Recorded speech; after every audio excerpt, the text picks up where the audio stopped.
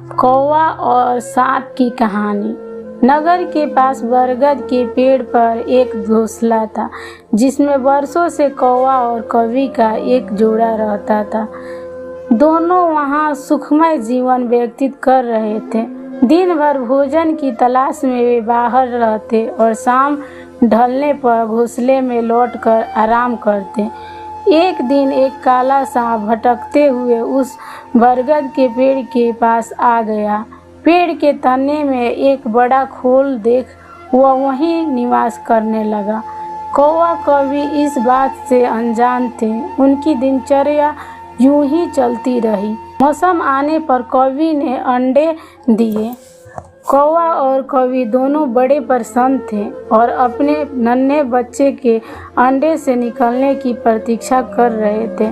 लेकिन एक दिन जब वे दोनों भोजन की तलाश में निकले तो अवसर पाकर पेड़ की खोल में रहने वाले सांप ने ऊपर जाकर उनके अंडे को खा लिया और चुपचाप अपनी खोल में आकर सो गया। कौवा कौवी ने लौटने पर जब अंडे को घोंसले में नहीं पाया तो बहुत दुखी हुए। उसके बाद से जब भी कौवी अंडे देती सांप उन्हें खाकर अपनी भूख मिटा लेता। कौवा कौवी रोते रह जाते। मौसम आने पर कौवी ने फिर से अंडे दिए, लेकिन इस बार वे सतर्क थे। वे जानना चाहते थे कि आखिर उनके अंडे कहाँ गायब हो जाते हैं। योजना अनुसार एक दिन वे रोज की तरह घोंसले से बाहर निकले और दूर जाकर पेड़ के पास छुपकर अपने घोंसले की निगरानी करने लगे। कौवा कौवी को बाहर गया देख काला सांप पेड़ की खोल से निकला और घोंसले में जाकर अंडे को खा गया। आंखों के सामने अपने बच्चों को मरते देख कौवा कौवी तड़प कर रह गए। वे सांप का सामना नहीं कर सकते थे। वे उसकी तुलना में कमजोर थे, इसीलिए उन्होंने अपनी वर्षों पुरानी निवास को छोड़कर अन्यत्र जाने का निर्णय लिया। जाने के पूर्व वो अपने मित्र गीदड़ से अंतिम बार भेंट करने पहुंचे। गीदड़ को पूरा बात सुनाकर जब वे विदा लेने लगे तो गीदड़ बोला, मित्रों, इस तरह भयभीत होकर अपना वर्षों पुराना निवास छोड़ना उचित नहीं है। समस्या सामने है तो क्या कोई न कोई हल अवश्य होगा। कौवा बोला, मित्र, हम कर भी क्या सकते हैं। उस दुष्ट सांप की शक्ति के सामने हम निरीह हैं। हम उसका मुकाबला नहीं कर सकते। अब कहीं और जाने के अलावा हमारे पास कोई चारा नहीं है। हम हर समय अपने बच्चे को मरते हुए नहीं देख सकते। गीदड़ कुछ सोचते हुए बोला, मित्रों, जहाँ शक्ति काम न आए वहाँ बुद्धि का प्रयोग करना चाहिए। यह कहकर उसने सांप से छुटकारा पाने की एक योजना कौवे कौवी को बताई।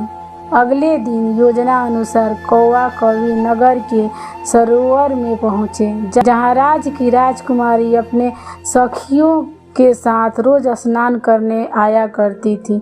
उस दिन भी राजकुमारी अपने वस्त्र और आभूषण किनारे रखकर सरोवर में स्नान कर रही थी।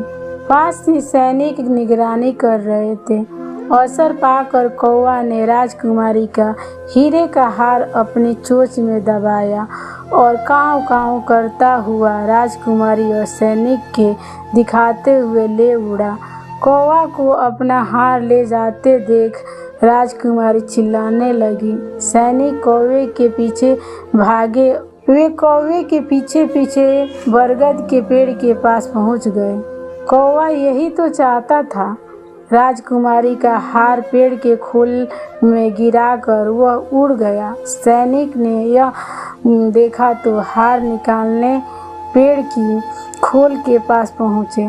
हार निकालते समय उन्होंने खोल में एक डंडा डाला। उस समय सांप खोल में ही सो रहा था। डंडे के संपर्क पर वो फन फैलाए बाहर निकला। सांप को देख सैनिक हरकत में आ गए और उसे तलवार और भाले से मार डाला।